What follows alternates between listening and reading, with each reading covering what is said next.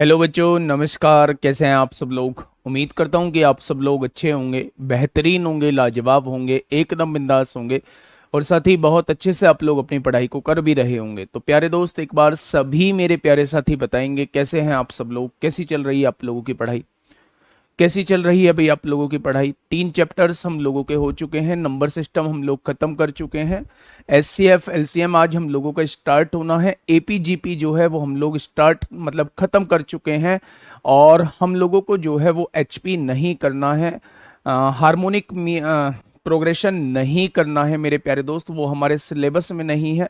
हलात्मक श्रेणी को हमें नहीं पढ़ना है। आज से जो हम लोग स्टार्ट करने जा रहे हैं वो S C F LCM start करने जा रहे हैं और एक बहुत बेहतरीन टॉपिक, एक छोटा सा टॉपिक और एक क्वेश्चन आपसे हर किसी एग्जाम में यहां से पूछा भी जाता है। तो बहुत कम समय में बहुत लिमिटेड चीजें और कंटेंट एकदम सॉलिड और वहीं से आप लोगों को क्वेश्चन देखने को मिल रहा होगा।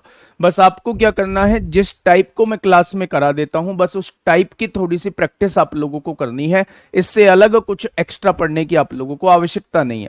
तो सभी को मेरा प्यार भरा नमस्कार, सभी को राधे राधे, सभी को दोस्त जय हिंद। शुरुआत करते हैं अपने चैप्टर की मेरे भाई। तो हेडिंग डालिएगा S C F and LCM. Heading डालिएगा मेरे भाई S C F and LCM. आज हम लोग पढ़ने वाले हैं। चैप्टर का नाम है H C F and L C M. H C F and L C M, highest common factor और इसे कहा जाता है least common multiple. Highest common factor इसे कहा जाता है least common multiple. Highest common factor को महत्तम समापवर्तक बोला जाता है। लीस्ट कॉमन मल्टीपल को हम लोग लघुत्तम समापवर्तक बोलते हैं। ये आप लोग बहुत अच्छे से जानते होंगे। अगर मैं बात करूं कितनी क्लास में ये खत्म होगा, तो लगभग 6-7 क्लास इस चैप्टर के अंदर हम लोगों को लगने वाली है। बहुत छोटा चैप्टर है लेकिन एक क्वेश्चन इसमें से आप लोगों के एग्जाम में जरूर पूछा जाएगा और पूछा भी गया है। आप लोगों को वो सारे क्वेश्चंस मैं दिखा दूंगा कि कौन कौन से क्वेश्चंस प्यारे दोस्त आप लोगों से पूछे गए हैं।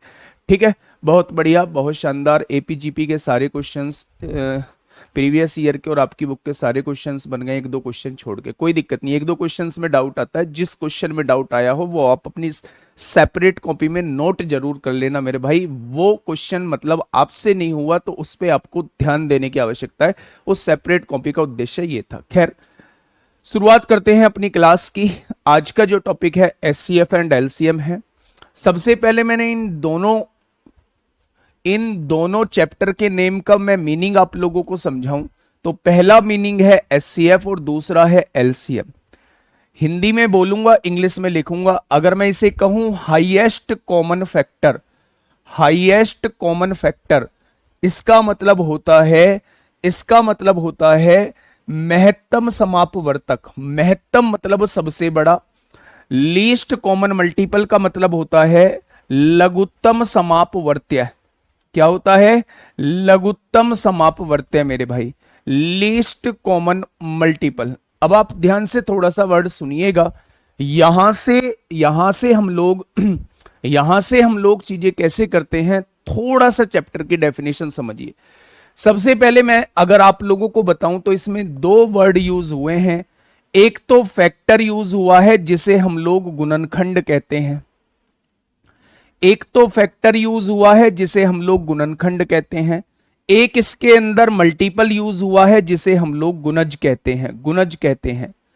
हाईएस्ट का मतलब होता है सबसे बड़ा और लीस्ट का मतलब होता है सबसे छोटा। कॉमन का मतलब है दिए गए हर एक एक्सप्रेशन में वो मौजूद हो, उसे हम लोग कॉमन कहते हैं। ठीक है मेरे भाई।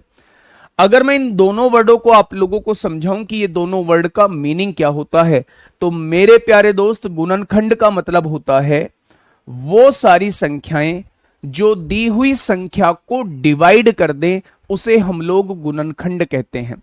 जैसे अगर मैं आप लोगों से यहां पे कहता हूं कि भाई साहब 24 के गुणनखंड क्या होंगे, तो आप कहेंगे वो सारी संख्याएं लिख दो जो 24 को पूरा पूरा डिवाइड कर सकते। तो अगर कोई मुझसे ये पूछेगा कि 24 के फैक्टर कितने होंगे, तो ये सभी जो आपके सामने लिखे हुए हैं ये इसके फैक्टर लिखे हुए हैं। यानी एक बात हमारे दिमाग में सेट बैठ गई कि अगर कभी भी फैक्टर का क्वेश्चन हमसे पूछा जाएगा तो फैक्टर का मतलब होता है वो सारी संख्याएं जो दी हुई संख्या को विभाजित करती हैं, उसे हम लोग उसके फैक्टर कहते हैं। Point one clear? तो आप कहेंगे पॉइंट वन क्लियर। सर कल टी शर्ट नहीं मिला, एक बच्चे का कमेंट आ रहा है, पढ़ना नहीं चाहिए था लेकिन फिर भी पढ़ देता हूं। भाई साहब परसों रात, मतलब जो कल के दिन से पहली रात थी, उसमें बड़ा भयंकर तूफान आया था। आप लोगों ने स्थिति देखी भी होगी। लोहे के जो टेंट के पाइप खड़े हुए थे वो खोलने की स्थिति में नहीं बचे भाई साहब, उन्हें ग्राइंडर से काटने की स्थिति पैदा हो गई है। इतना भयंकर तूफान था कि आप देख रहे होंगे कि सारा तहस नहस करके चला गया। फिर भी 2:30-3 बजे से उन सारी चीजों को अरेंज करना, सब कुछ पॉसिबल बनाना, आपके सम्मान समारोह पे कोई आंच ना आने देना, भाई साहब बहुत मुश्किल टास्क था। बहुत कोशिश की और उसमें हम 90% तक सेटिस्फाई कर भी पाए बच्चे को, लेकिन कुछ बच्चों को टी शर्ट नहीं मिल पाई क्योंकि हद से ज्यादा क्राउड, मतलब इतनी उम्मीद नहीं थी कि बारिश के बाद भी इतना आ जाएगा। 10,000 प्लस बच्चा वहां पे मौजूद था, तो कुछ बच्चों को हो सकता है टी शर्ट नहीं मिली हो। तो प्यारे दोस्त अंकित सर उसमें बोल भी चुके हैं कि आप लोग जो है वो गूगल फॉर्म भर दीजिए आज 12 बजे तक दोपहर, और आपके घर पर डिलीवर कर दी जाएगी। और जो वो बोल चुके हैं प्यारे दोस्त वो होगा जरूर, ठीक है? तो आपको परेशान होने की जरूरत नहीं है, अभी जरूरत है एचसीएफ एलसीएम पे ध्यान देने की। मैंने आपसे क्या कहा? मैंने आपसे कहा कि गुणनखंड वो सारी संख्याएं होती हैं जो दी हुई संख्या को विभाजित कर देती हैं। तो 24 के अगर गुणनखंड पूछे जाते हैं, 24 के गुणनखंड पूछे जाते हैं तो ये उसके गुणनखंड होते हैं। अब फिर ये गुणज क्या होता है जी, मल्टीपल क्या होता है? तो मल्टीपल की डेफिनेशन मैंने आपको वो बताई कि वो सारी संख्याएं जो दी हुई संख्या से विभाजित हो जाए, जो दी हुई संख्या से विभाजित हो जाए। इसमें तो को विभाजित कर दें, दी हुई संख्या को विभाजित कर दें वो गुणनखंड है, और जो दी हुई संख्या से विभाजित हो जाए वो उसके गुणज कहलाते हैं। जैसे पहली संख्या मेरे प्यारे दोस्त 24 हो जाएगी, दूसरी संख्या 48 हो जाएगी, 24 से डिवाइड होने वाली तीसरी संख्या 72 हो जाएगी, 24 से डिवाइड होने वाली चौथी संख्या 96 हो जाएगी, और ऐसे ही प्यारे दोस्त ये अनंत तक होती चली जाएंगी।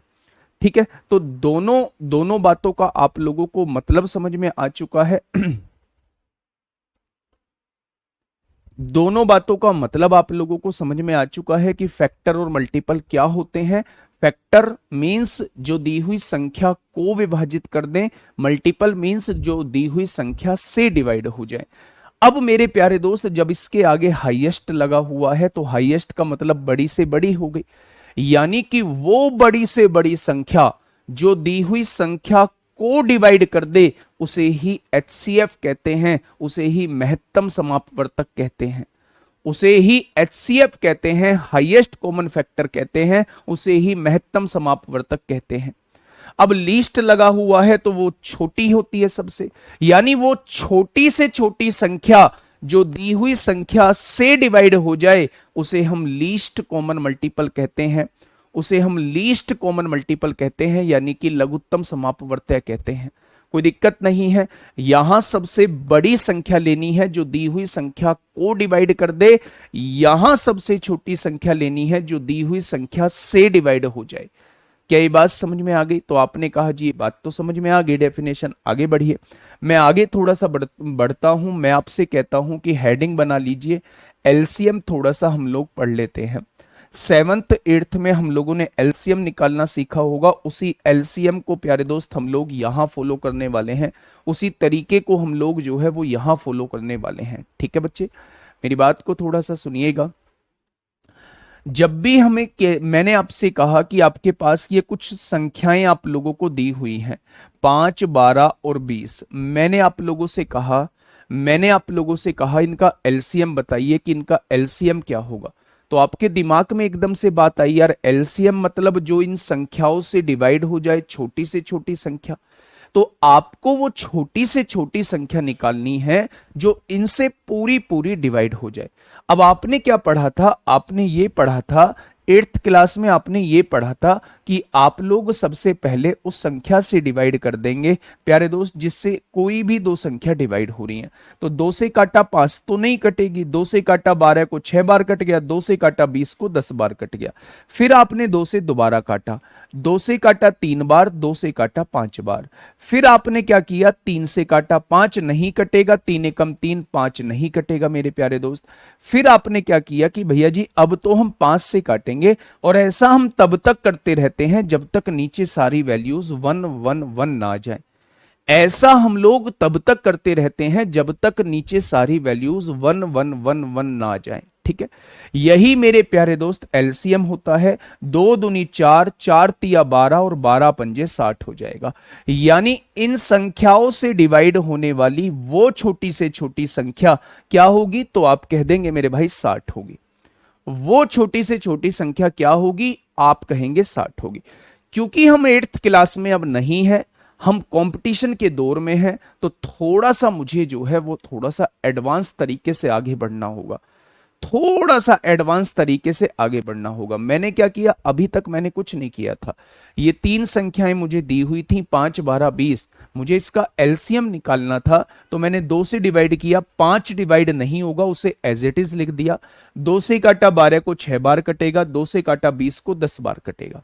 फिर मैंने यहां 2 से डिवाइड किया, 5 डिवाइड नहीं होगा, 6 कटेगा 3 बार, 10 कटेगा 5 बार। फिर मैंने 3 से डिवाइड किया, 5 डिवाइड नहीं होगा, 3 एकम 3, 5 डिवाइड नहीं होगा। फिर मैंने 5 से काटा, ये भी कट जाएगा, ये भी कट जाएगा, ये भी कट जाएगा। ये जो होता है मेरे प्यारे दोस्त, यही एलसीएम होता है। लेकिन मैं आप लोगों से ये कहने की कोशिश कर रहा हूं, क्या कहने की कोशिश कर रहा हूं, मैं आपसे ये बताने की कोशिश कर रहा हूं कि अगर आपके सामने ये कोई संख्या दी हुई है, थोड़ा सा ध्यान देना मेरे भाई, थोड़ा सा एडवांस हम लोगों को चलना होगा। बहुत बार हम ऐसे एलसीएम निकाल रहे होंगे, बहुत बार हम लोग डायरेक्टली एलसीएम निकाल रहे होंगे। कैसे, अगर आपके दिमाग में कोई ऐसी संख्या क्लिक कर गई है जो तीनों में से कॉमन ली जा सकती है। मैंने क्या बोला, मैंने कहा अगर आपके दिमाग में कोई ऐसी संख्या क्लिक कर गई है एकदम से जो तीनों में से कॉमन ली जा सकती है, तो आप उसे कॉमन ले लीजिए। आपने कहा तीनों में से 5 कॉमन ले लिया, जब 5 कॉमन ले लिया तो यहां 1 बचेगा। अच्छा, 5 12 20 था, 5 12 20 था तो कुछ भी कॉमन नहीं आएगा, 5 12 20 में से तो कुछ भी कॉमन नहीं आएगा। तो मैंने आपसे कहा कि इसमें अब आप एक काम करिएगा, आप इसमें ऐसे भी लिख सकते हैं, भाई 5 का कोई फैक्टर नहीं होता, 5 को 5 लिख दीजिए। अगर मैं 12 को देखूं तो 12 के फैक्टर क्या क्या होते हैं, तो आप कहेंगे 2 दूनी 4 तिया 12 होता है, ये होते हैं भैया 12 के फैक्टर। अगर मैं 20 के फैक्टर आपसे बोलूं 20 के क्या फैक्टर होते हैं, तो आप कहेंगे 2 दूनी 4 पंजे 20 होता है। क्या ऐसे ही आप इसके फैक्टर लिखेंगे, क्या ऐसे ही आप इसे फैक्टर के रूप में तोड़ेंगे, तो आप कहेंगे जी बिल्कुल ऐसे ही तोड़ेंगे। अच्छा, एक बात मुझे बताइएगा, जो चीज कॉमन है उसे आप लिख दीजिए। आपने कहा जी देखो यहां दो कॉमन है, इनमें से एक लिख दीजिए, बहुत बढ़िया बात है जी। यहां 2 कॉमन है, इनमें से 1 2 लिख दीजिए, बहुत अच्छी बात है जी। यहां 2 5 कॉमन है, इन दोनों पांचों में से 1 5 लिख दीजिए जी, बहुत अच्छे। ये 3 बचा है, इस 3 को ऐसे ही लिख दीजिए, यही इसका एलसीएम हो जाएगा, यही इसका एलसीएम हो जाएगा मेरे भाई। 5 तिया 15 दूनी 30 दूनी 60 हो जाएगा। तो 60 हम लोग ऐसे भी निकाल सकते थे, तरीका कोई अलग नहीं है, तरीका ऑलमोस्ट सेम ही है। लेकिन मैं आपसे ये बताने की कोशिश कर रहा हूं कि जिस भी अप्रोच से आप एलसीएम एचसीएफ जल्दी निकाल पाए, उस अप्रोच का आप लोगों को यूज करना है। एक और अप्रोच मेरे दिमाग में आती है, जब भी मैं क्वेश्चंस को सॉल्व करता हूं तो मैं उस अप्रोच को जरूर ध्यान में रखता हूं, तो मैं उस अप्रोच के बारे में आप लोगों से जरूर डिस्कस करूंगा। देखिए मेरे भाई, मैं ये कहता हूं, मैं जब क्वेश्चन को सॉल्व करता हूं तो एक विशेष बात अपने दिमाग में रखता हूं। कौन सी है वो विशेष बात? मैं ये देखता हूं कि अगर मैं इन दोनों संख्या को देख लूं, 5 और 20 में एलसीएम क्या आएगा, छोटी से छोटी संख्या क्या आएगी, तो आप कहेंगे 5 और 20 से डिवाइड होने वाली छोटी से छोटी संख्या तो 20 होगी। मैंने आपसे पूछा 5 और 20 में छोटी से छोटी संख्या जो इन दोनों से डिवाइड हो जाए तो आप कहेंगे जी वो तो 20 होगी। यानी आप इन दोनों का एलसीएम निकाल चुके हो, वो 20 आ जाएगा। अब आपको चाहिए 20 और 12 का एलसीएम। बच्चे ओरली 4 कॉमन लिया जा सकता है। यहां क्या बचेगा? 5 बचेगा। यहां क्या बचेगा? 3 बचेगा। बच जाएगा क्या? तो आपने कहा जी बिल्कुल बच जाएगा। अच्छा मुझे यह बताइएगा, 5 और 3, जब भी कोई ऐसी संख्या का एलसीएम आपसे पूछा जाए जो किसी से कट नहीं रही हो, मैंने कहा जब भी किसी ऐसी संख्या का एलसीएम आप लोगों से पूछा जाए जो किसी से नहीं कट रही हो, तो उनका मल्टीप्लिकेशन ही उनका एलसीएम होता है। तो मैंने पूछा 5 और 3 क्या किसी एक संख्या से कटती हैं? आपने कहा नहीं कटती, और अगर नहीं कटती तो दोनों का मल्टीप्लिकेशन ही एलसीएम हो जाएगा। आपने कहा 5 तिया 15 और 15 चौका कितने होंगे? आपने कहा जी 60 हो जाएंगे। आपने कहा जी 60 हो जाएंगे। क्या इस बात में कोई दिक्कत? अगर मैं कभी आपसे ये पूछता हूं, कि 2 और 3 का एलसीएम क्या होगा, तो ये संख्या किसी एक कॉमन संख्या से नहीं कटती, तो इनका मल्टीप्लिकेशन ही इनका एलसीएम होगा। अगर मैं आपसे पूछता हूं कि 3 और 4 का एलसीएम क्या होगा, तो आप कहेंगे ये संख्या किसी एक संख्या से नहीं कटती, तो इनका एलसीएम का ही एक 12 इनका मल्टीप्लिकेशन होगा। कुछ न्यू कहें कि जब भी आपको अभाज्य संख्या का जोड़ा दिखाई दे, जब भी आपको सह अभाज्य संख्याओं का जोड़ा दिखाई दे, जब भी आपको प्राइम नंबर का जोड़ा दिखाई दे, जब भी आपको को प्राइम नंबर का जोड़ा दिखाई दे, तो उसमें आपको निकालने की जरूरत नहीं है, उनका मल्टीप्लिकेशन ही उनका एलसीएम होता है। जैसे मैंने आपसे कहा कि ये संख्याएं आप लोगों को दी हुई हैं, ये संख्याएं आप लोगों को दी हुई हैं, 3 संख्याएं, 3 4 5, क्या ये आपस में को प्राइम है? अब आप कहोगे जी को प्राइम क्या होता है? एक महीना वही तो पढ़ाया था को प्राइम, एक महीना वही तो पढ़ाया था मेरे भाई नंबर सिस्टम में। तो मैंने आपसे पूछा 3 4 5 का एलसीएम कितना होगा, तो आप कहेंगे जी ये तीनों तो को प्राइम है। को प्राइम का मतलब है जो किसी एक सिंगल संख्या से ना कटे, उन्हें आपस में एक दूसरे का को प्राइम कहा जाता है। तो मैंने कहा कि क्या ये को प्राइम है? आपने कहा जी बिल्कुल को प्राइम है। जब भी को प्राइम होती हैं, सहभाज्य संख्या होती हैं, तो उनका मल्टीप्लिकेशन ही उनका एलसीएम हो जाता है। यानी इस केस में भी इनका एलसीएम जो आएगा वो 60 आएगा। अपनी कॉपी में लिख दीजिएगा कि जब भी सह अभाज्य संख्याएं होंगी, जब भी अभाज्य संख्याएं होंगी, तो उनका मल्टीप्लिकेशन ही उनका एलसीएम होता है, उनका मल्टीप्लिकेशन ही उनका एलसीएम होता है। क्या ये बात क्लियर है? तो हाँ गुरुजी, पिछले टेस्ट में 307.5 आए थे, इस संडे को यूपीएसआई में 290 आए हैं। मुझसे होगा कि नहीं? क्यों नहीं होगा? ये तो बहुत बढ़िया नंबर है, ये तो बहुत बढ़िया नंबर है। काहे परेशान होते हो? होगा क्यों नहीं? मेहनत करो बस। अब मेरे प्यारे दोस्त, मैं आपको थोड़ा सा और एलसीएम का एनालिसिस कराता हूं, थोड़ा सा और एनालिसिस कराता हूं, उसके बाद जो है वो चीजें और समझाऊंगा। मैंने आपके सामने एक संख्या दी, मैंने आप लोगों से कहा कि भाई साहब इसका एलसीएम क्या होगा, 4 8 20 का एलसीएम क्या होगा। बहुत छोटी सी संख्या लेके आपको समझाने की कोशिश कर रहा हूं। आपने कहा जी बड़ा आसान है, क्योंकि आप अभी समझा के आए हो कि अगर कुछ कॉमन लिया जा सकता है तो वो आप कॉमन भी ले सकते हैं। तो आपको नजर आया कि इन तीनों संख्याओं के अंदर से 4 कॉमन लिया जा सकता है। अगर 4 कॉमन लेंगे तो यहां क्या आएगा? 1 आएगा। यहां क्या बचेगा? 2 बचेगा। और यहां क्या बचेगा? 5 बचेगा। यही तो होगा। अच्छा मुझे यह बताइएगा, क्या इन संख्याओं में कुछ कॉमन है? आप कहेंगे जी इनमें तो कुछ कॉमन नहीं है, इनमें तो एक कॉमन होता है, एक तो हर किसी में कॉमन होता है। तो ऐसा कुछ है ही नहीं जो इन तीनों में कॉमन हो। जब कॉमन नहीं होता तो उनका मल्टीप्लीकेशन ही उनका एलसीएम होता है मेरे भाई। तो मेरे प्यारे दोस्त, जब मैंने इनका मल्टीप्लीकेशन किया तो 5 दूनी 10 आ गया, और 10 की गुणा 4 में करेंगे तो एलसीएम कितना आ जाएगा? एलसीएम जो है वो 40 आ जाएगा। एलसीएम जो है वो 40 आ जाएगा। जी इसमें क्या एनालिसिस आपने कराया, ये तो डेफिनेशन है, ये तो आपने पहले ही बता दी थी। अब कराऊंगा ना एनालिसिस, जिस बात के लिए मैंने बोला है उस बात को प्यारे दोस्त मैं अब कराने वाला हूं। मैंने आपके सामने एक बात बोली, जब मैंने आप लोगों से एलसीएम की डेफिनेशन के बारे में पूछा तो आप लोगों ने बताया वह छोटी से छोटी संख्या जो दी हुई संख्या से डिवाइड हो जाए उसे हम लोग एलसीएम कहते हैं। मैंने कहा बिल्कुल ठीक बात है, लेकिन मैं उसमें एक लाइन जोड़ने वाला हूं, उस लाइन से कंफ्यूज मत हो जाना कि एक तरफ आप छोटी से छोटी बोल रहे हो, एक तरफ आप बड़ी से बड़ी बोल रहे हो। मैं ये कहना चाह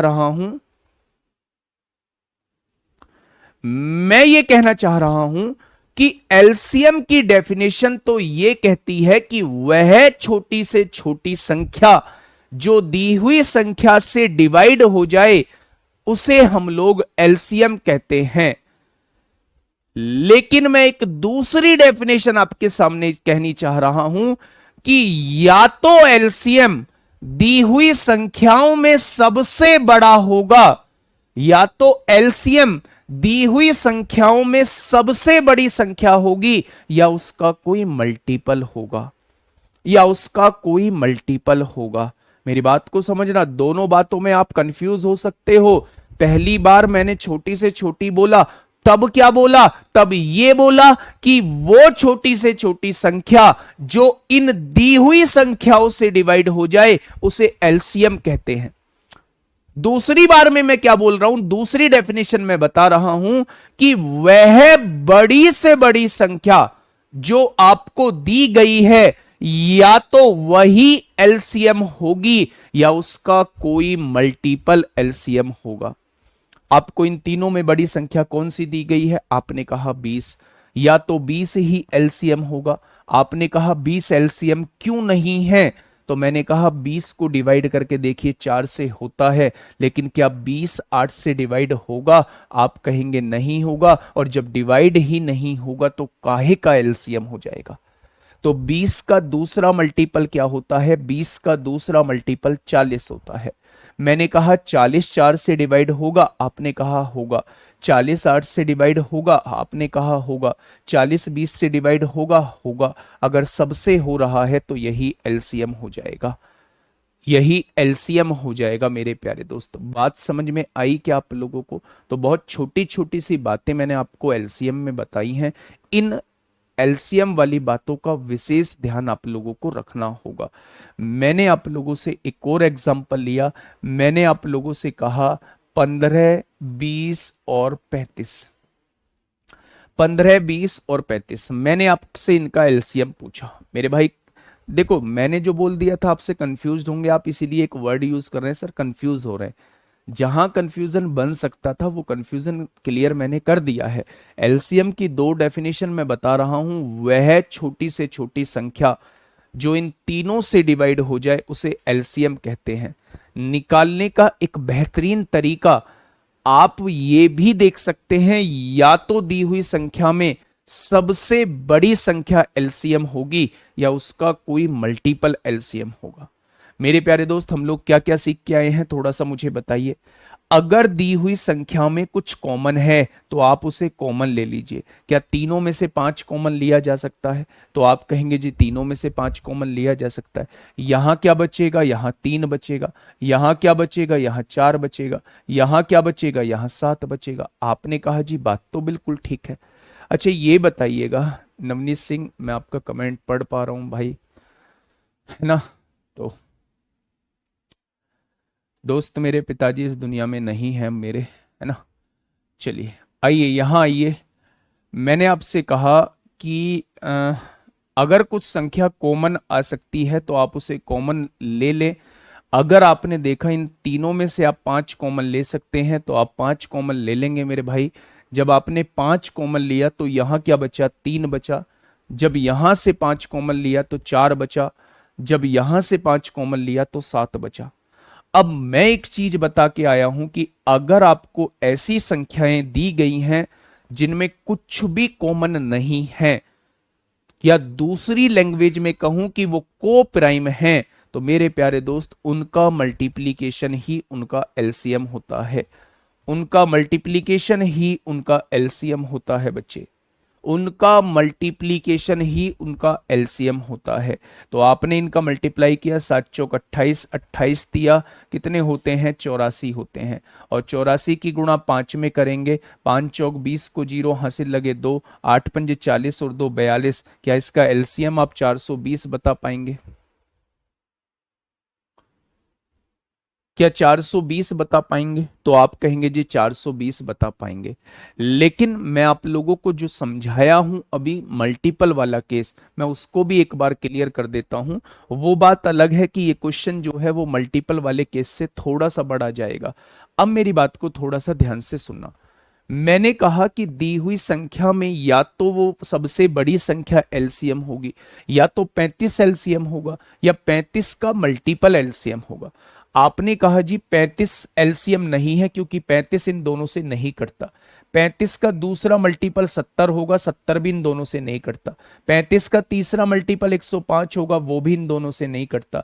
35 चौक 140 होते हैं, वो भी इन दोनों से नहीं कटता। 35 पंजे 175 होते हैं, वो भी इन दोनों से नहीं कटता। 35 छिक्का 210 होते हैं, वो भी इन दोनों से नहीं कटता।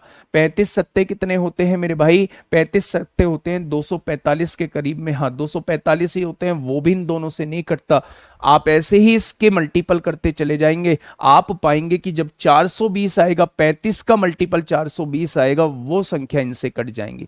तो ये मेथड थोड़ा सा इस केस में लेंदी हो जाएगा, लेकिन बहुत सारे केसेस में ये मेथड जो है वो क्वेश्चन को आसान बना रहा होता है। ठीक है मेरे भाई, क्या ये बात समझ में आ गई? ठीक है जी, आगे बढ़े। चलिए, ये प्यारे दोस्त मैंने आप लोगों को एलसीएम की थोड़ी सी गाथा समझाई। अब मैं बेसिक टाइप ले रहा हूं एलसीएम का, बेसिक टाइप ले रहा हूं एलसीएम का। एलसीएम का पहला क्वेश्चन आप लोगों के सामने है, फटाफट मुझे बताइए। और मैं आप लोगों को बता दूं एलसीएम एचसीएफ शुरुआत करते टाइम मैं आप लोगों को बता दूं कि जितनी जल्दी आप क्वेश्चन का एलसीएम एचसीएफ निकाल लेंगे उतनी ही जल्दी आपसे क्वेश्चन बन जाएगा। तो आज पूरा समय जो है वो एलसीएम निकालने को देना है, बड़ी बड़ी वैल्यूज का एलसीएम निकालना है मेरे भाई, तब आपकी इस टॉपिक पे बहुत अच्छे से कमांड आ जाएगी। सर 300 एलसीएम आ रहा है, 300 एलसीएम आ रहा है, किसका आ रहा है 300 एलसीएम? इस वाले केस का या पीछे वाले केस का? पीछे वाले केस का 300 नहीं आएगा, 35 से नहीं कटेगा 300। बताइए, अगर ब्रैकेट में को प्राइम नहीं रहेगा तो कैसे करेंगे? फिर ब्रैकेट वाले का एलसीएम अलग निकाल लो, उसकी गुणा कॉमन पार्ट में कर दो। चले, इसका जवाब मुझे दीजिएगा। आपने कहा जी एलसीएम क्या होगा, मैंने कहा क्या कुछ कॉमन आ सकता है? आपने कहा जी 5 कॉमन आ सकता है। मैंने 5 कॉमन निकाला, 5 आ गया। मैंने 5 कॉमन निकाला, 6 आ गया। और मैंने 5 कॉमन निकाला, 12 आ गया। अब मेरे दिमाग में एक छोटी सी बात आई यहां पे। मैंने आपसे पूछा 6 और 12 का एलसीएम कितना आएगा, तो आप कहेंगे जी 12 आएगा। 12 ही वो सबसे छोटी संख्या है जो इन दोनों से डिवाइड होगी। फिर मैंने आपसे कहा 12 और 5 में क्या कुछ कॉमन है? आपने कहा कुछ कॉमन नहीं है। अगर कुछ कॉमन नहीं है तो इनका मल्टीप्लीकेशन ही इनका एलसीएम आ जाएगा। तो आपने 5 और 12 का निकाला तो 60 आ गया, और 60 की गुणा 5 में करोगे तो आंसर कितना आएगा? 300 आ जाएगा। आंसर कितना आएगा? 300 आ जाएगा। दूसरा तरीका है, हम ऐसे क्वेश्चंस को हम ऑप्शन से करते हैं। 80 to 90% क्वेश्चन हम लोग एचसीएफ एलसीएम में बाई ऑप्शन सॉल्व कर रहे होंगे। अगर उसने ये क्वेश्चन कहा है कि इन तीनों का एलसीएम क्या होगा, तो एलसीएम की डेफिनेशन मुझे पता है कि एलसीएम वो सबसे छोटी संख्या होती है जो दी हुई संख्याओं से डिवाइड हो जाए। तो मेरे प्यारे दोस्त, इनसे डिवाइड होने वाली संख्या हमें देखनी है। मैंने आपको बताया था 30 से डिवाइड होने का मतलब है 3 से भी डिवाइड होना। 3 से डिवाइड क्या सारी हो रही है? ये भी हो रही है, ये भी हो रही है, ये भी हो रही है, ये भी हो रही है। तो 30 से भी ये सारी हो रही है।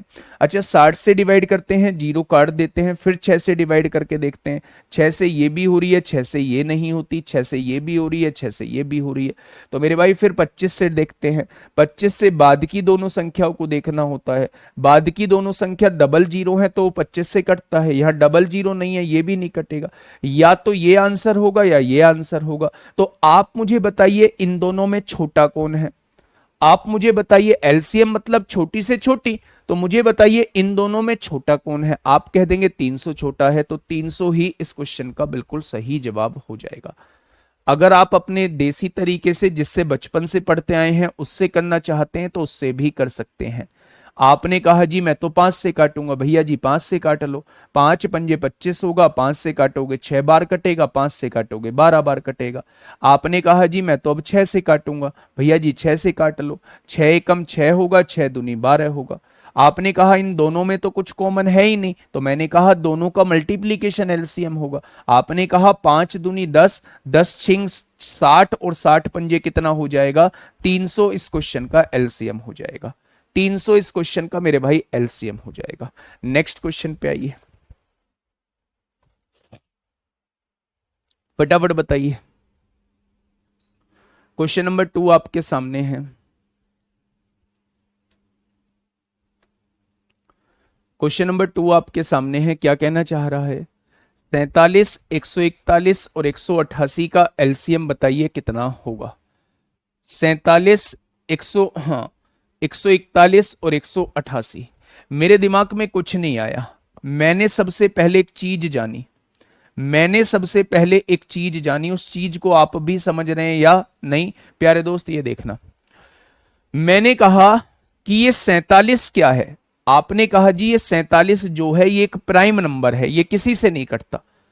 जब ये प्राइम नंबर है तो मेरे प्यारे दोस्त या तो इन तीनों का मल्टीप्लीकेशन आएगा, एलसीएम जो आएगा या तो इन तीनों का मल्टीप्लीकेशन आएगा, और तीनों का मल्टीप्लीकेशन आएगा तो एलसीएम इतना छोटा तो नहीं हो सकता।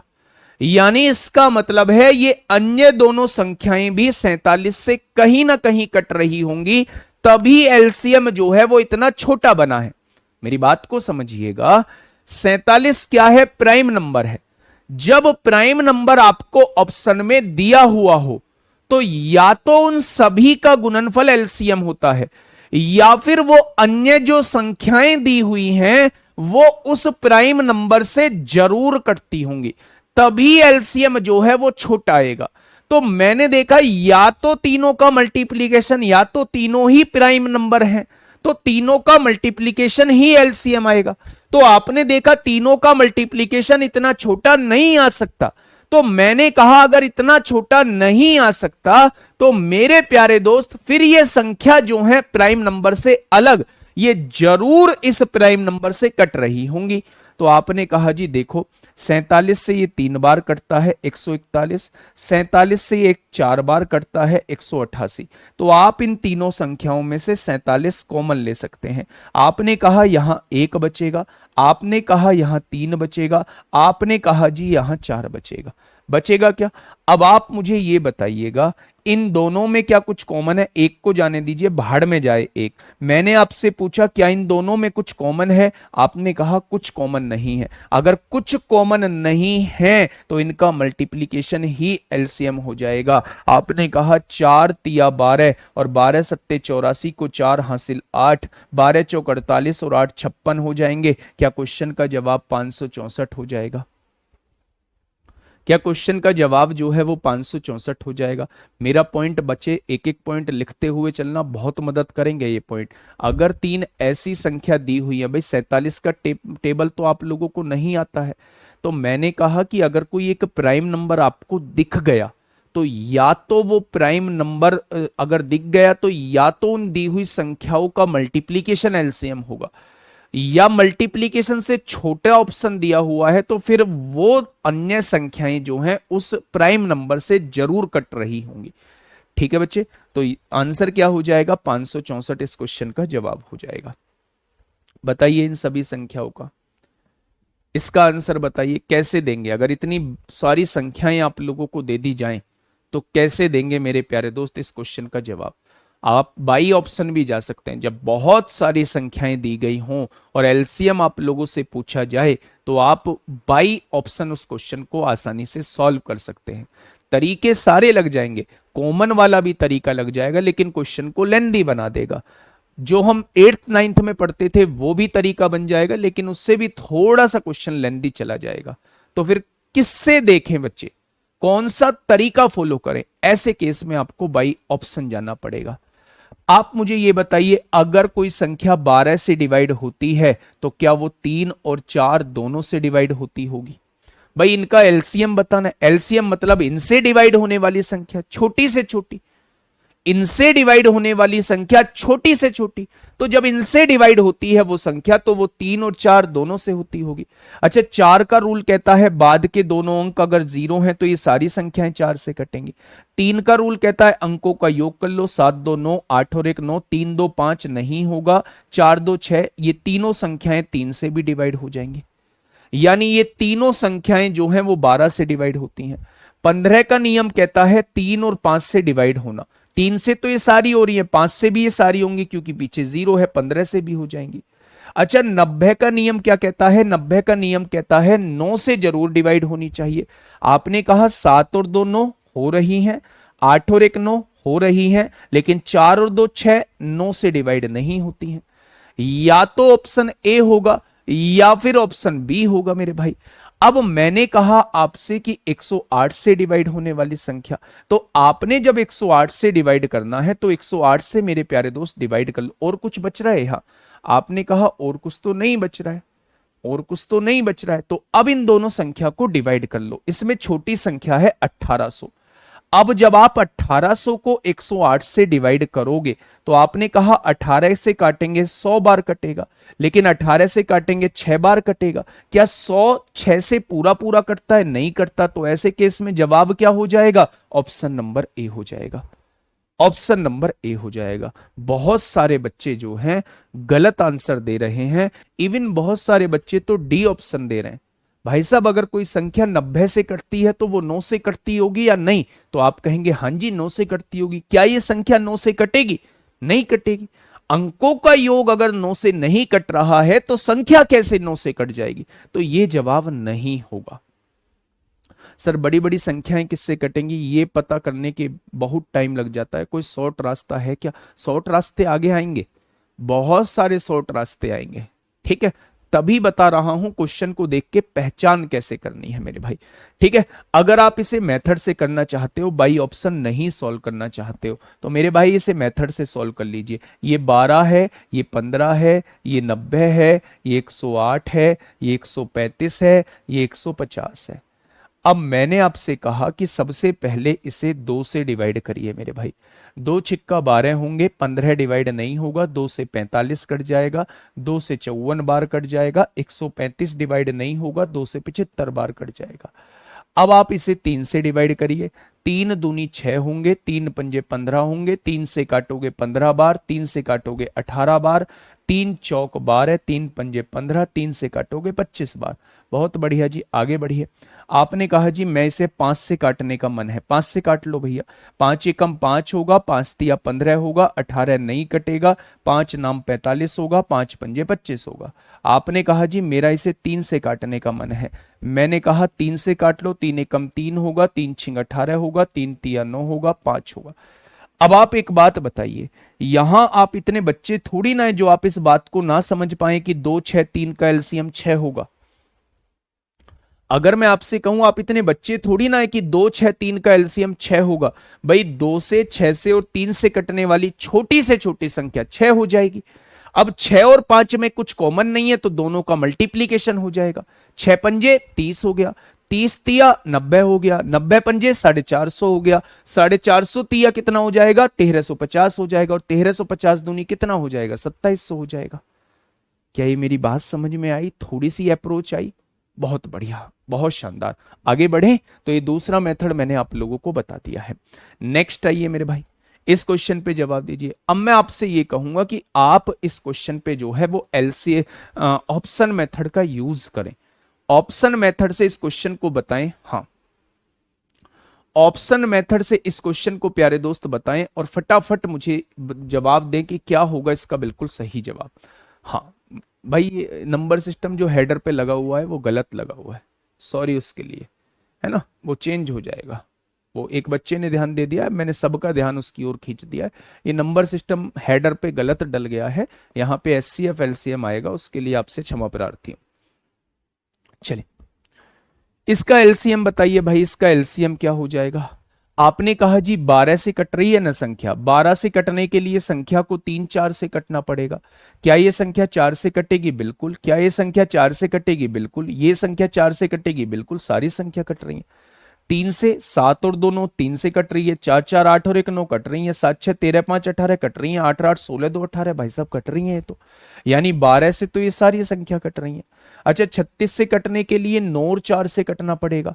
9 से 7 2 9 कट रही है। 4 4 8 और 1 9 कट रही है। 7 6 13 5 18 ये 9 से भी कट रही है, 4 से भी कट रही है, यानी 36 से भी कट जाएंगे। अच्छा 72 से कटने के लिए क्या उन्हें किससे कटना पड़ेगा? 9 और 8 तीनों दोनों से कटना पड़ेगा। तो 8 से ये भी कट रही है, 9 से भी कट रही है। 8 से ये भी कटेगी, 8 एकम 8 6 बचेगा, 8 अट्ठे 64, 8 सत्ते 56, 8 दूनी 16, 8 तिया 24 4 बचा, ये भी कट रही है। 144 से कटने के लिए 16 और 9 से कटना होगा। क्या ये 16 से कटती है? नहीं कटती है। क्या ये 16 से कटती है? बिल्कुल कटती है। क्या ये 9 से कटती है? बिल्कुल कटती है। 288 से कटने के लिए संख्या को 288 से कटना होगा। ये तो 288 से भी नहीं कटती है मेरे भाई। 576 से कटने के लिए मेरे भाई ये 576 से नहीं कटेगी। तो सीधा सीधा इसका जवाब दिख रहा है 576। दूसरी सबसे बड़ी बात मैं एक चीज आप लोगों को बता दूं कि एलसीएम कभी भी दी हुई संख्याओं से छोटा हो ही नहीं सकता। एलसीएम जो है वो दी हुई संख्या में जो सबसे बड़ी संख्या दी हुई है उससे छोटा कभी भी नहीं हो सकता। ये दी हुई संख्या आपके सामने है और इसमें सबसे बड़ी संख्या 576 दी गई है, तो 576 से छोटा हो ही नहीं सकता। इसका मतलब क्या ये 576 से छोटा नहीं है? बिल्कुल छोटा है, नहीं हो सकता। 576 से छोटा नहीं है? बिल्कुल नहीं है। बिल्कुल है, नहीं हो सकता। 576 से छोटा है? बिल्कुल नहीं हो सकता। यानी इस केस में जवाब जो हो जाएगा वो 576 हो जाएगा। जवाब जो हो जाएगा वो 576 हो जाएगा। ये 144 है। ठीक है, इस पॉइंट को अपनी कॉपी में लिखिए कि अगर एलसीएम की बात की जाए तो एलसीएम दी हुई संख्या में जो सबसे बड़ी संख्या होती है उससे छोटा कभी भी एलसीएम नहीं हो सकता। ठीक है, उससे छोटा कभी भी एलसीएम नहीं हो सकता। ठीक है मेरे भाई, बहुत बढ़िया, बहुत शानदार। आगे बढ़े, नेक्स्ट क्वेश्चन की तरफ चलते हैं।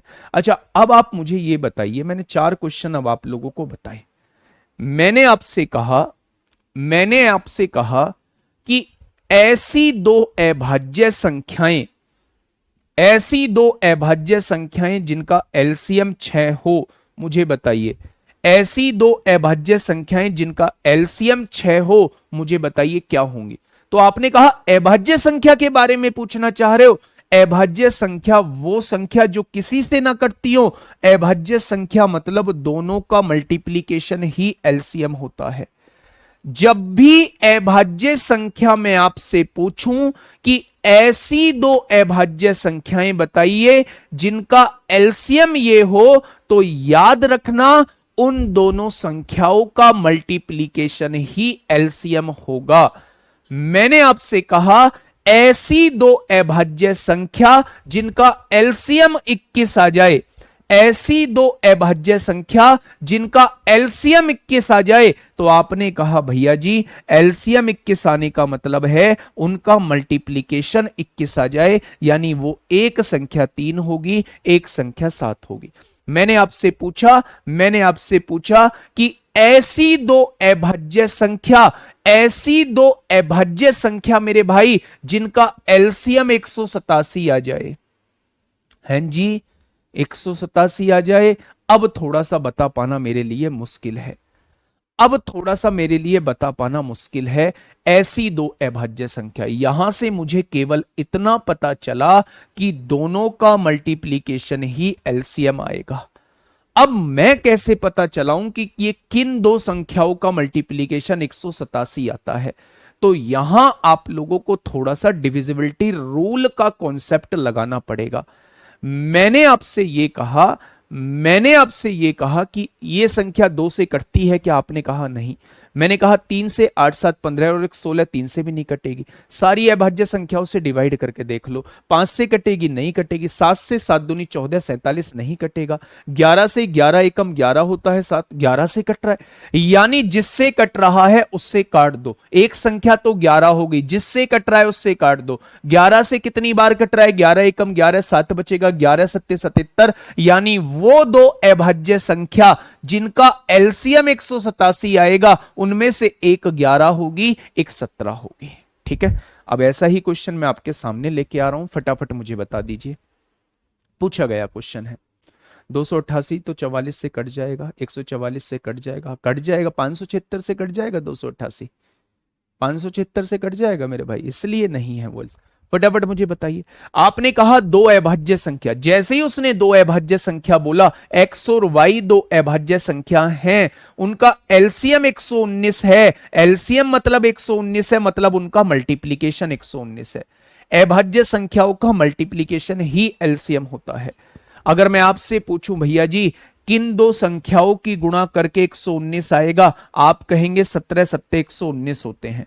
अब सवाल ये उठता है पहले 17 लिखूं या पहले 7 लिखूं, तो उसने कहा x जो है वो बड़ा है, यानी ये वाली वैल्यू बड़ी लेनी पड़ेगी। इसका मतलब पहले 17 लिखना पड़ेगा, बाद में 7 लिखना पड़ेगा। 17 सत्ते कितने होते हैं, 119 होते हैं मेरे भाई। अगर मैं पूछूं x की वैल्यू कितनी है, तो आप कहेंगे 17, y की वैल्यू कितनी है, आप कहेंगे 7, 7 तिया कितना हो जाएगा, 21 हो जाएगा। यहां x की वैल्यू कितनी है, 17 है, 21 में से 17 जाएगा तो जवाब क्या आएगा, आप कह देंगे 4 आएगा।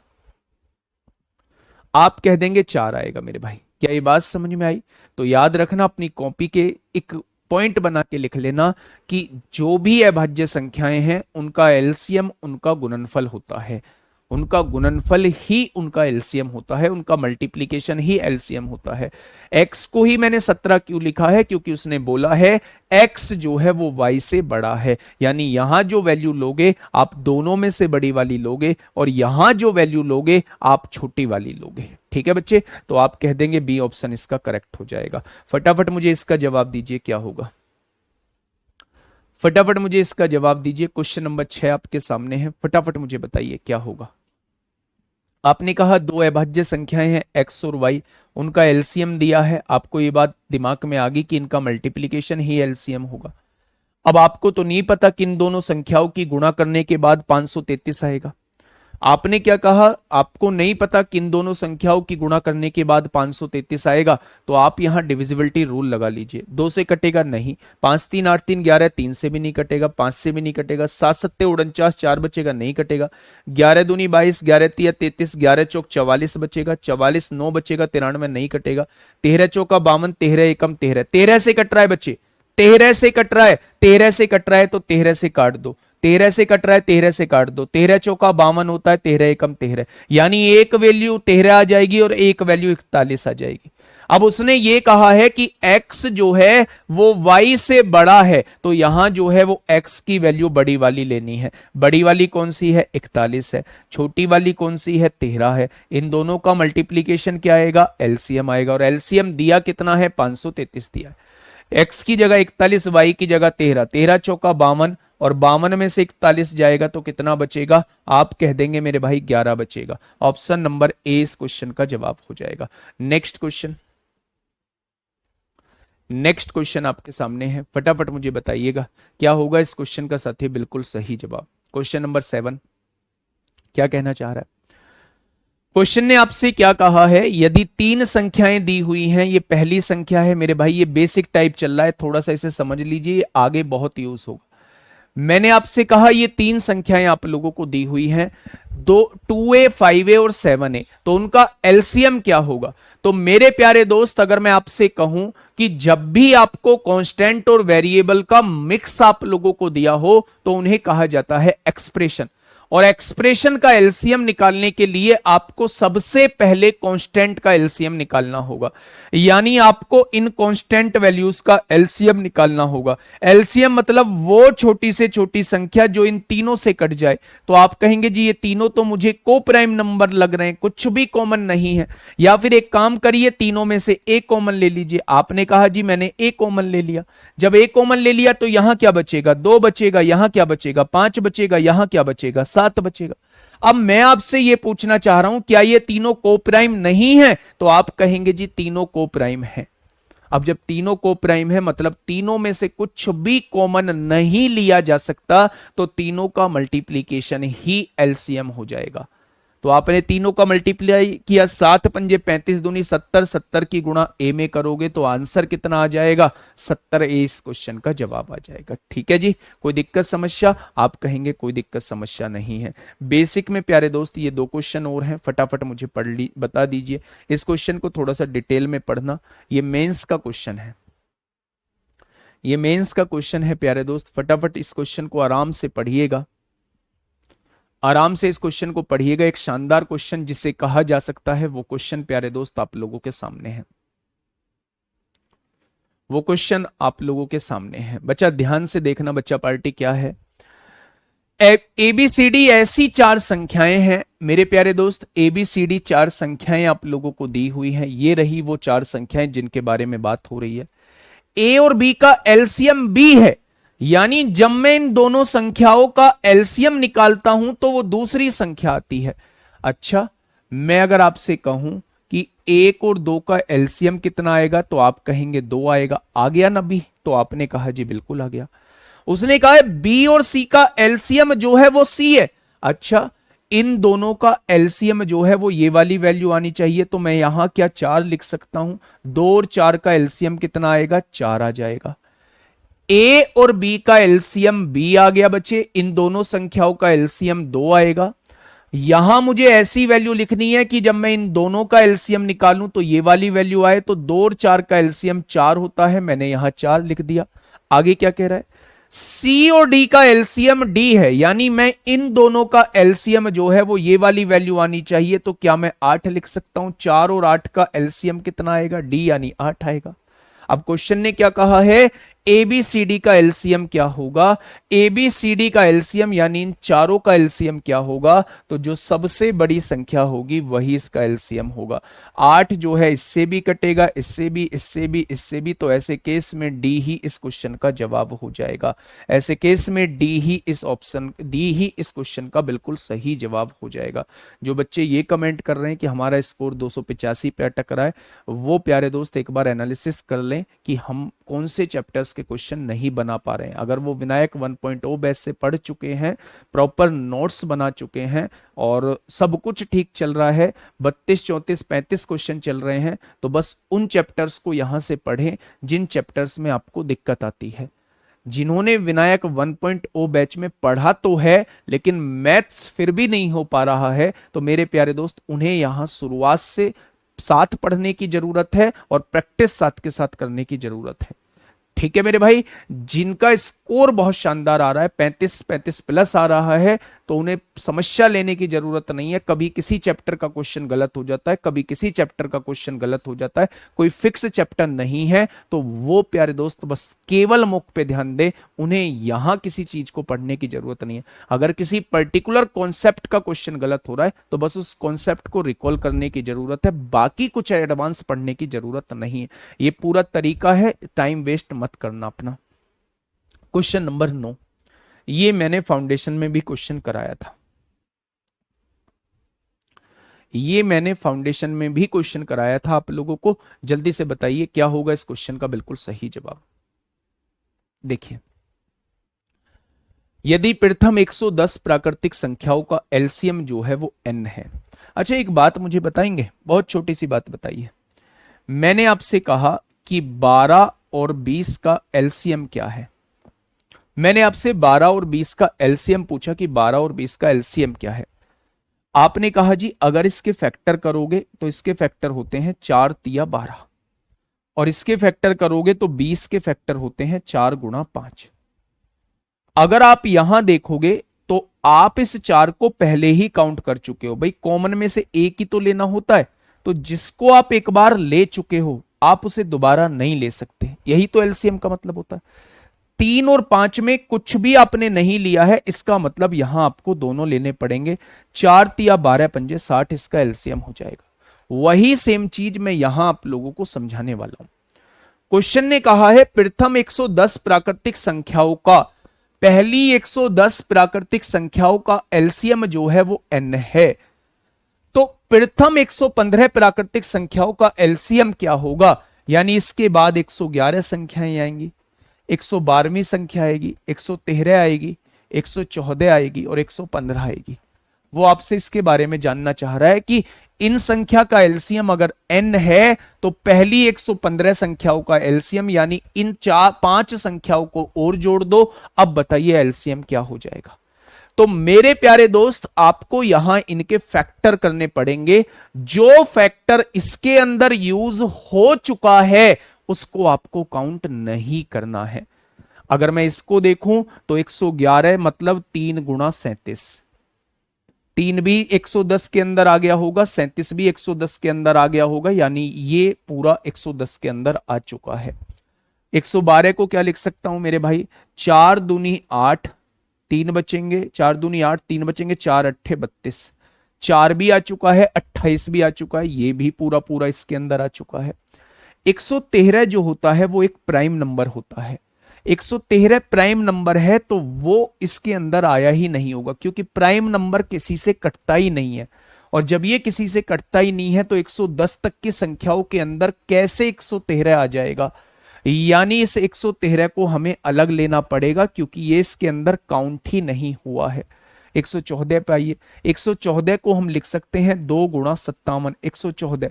110 संख्याओं के अंदर 2 भी आ चुका है, 57 भी आ चुका है, यानी ये भी पूरा पूरा आ चुका है। 115 को हम क्या लिख सकते हैं, 3 तिया 9, 3 से नहीं कटेगा, 5 से कटेगा, 5 दूनी 10, 23 पंजे 115, 5 भी इन संख्याओं के अंदर आ चुका है, 23 भी इन संख्याओं के अंदर आ चुका है।